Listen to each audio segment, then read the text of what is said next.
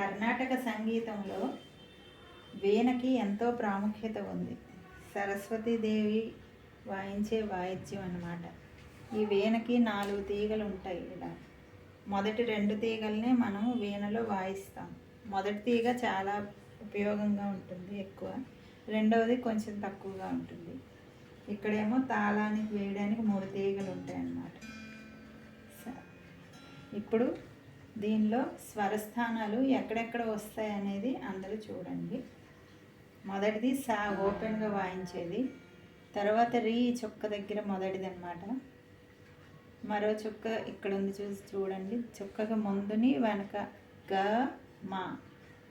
ఇంకొక చుక్క, 2 చుక్కలు ఉన్నాయి. మొదటి చుక్క దగ్గర ముందుది గ ప ద, తర్వాత నీ సా. ఇక్కడ ప్రతిదీ చుక్కని గుర్తుపెట్టుకుంటూ వాయించుకోవాలన్నమాట.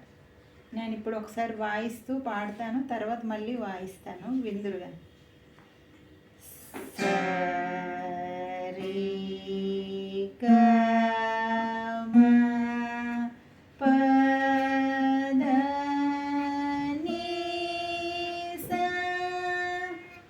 ఇదే మళ్ళీ వినండి ఒకసారి.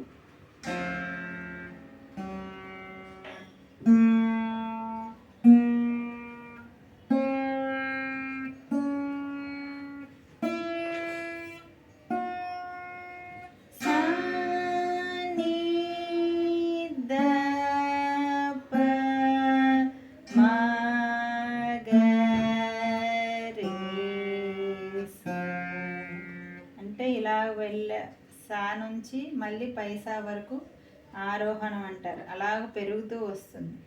మళ్ళీ ఇలాగ అవరోహణంలో తగ్గించుకుంటూ పాడతాం అన్నమాట. ఇది బాగా మీరు సాధనలో అన్నీ బాగా నేర్చుకొని చక్కగా వాయించడం, పాడడం నేర్చుకోవాలి. ఇది సంగీత వీణలో నేర్చుకోవలసిన విధానం.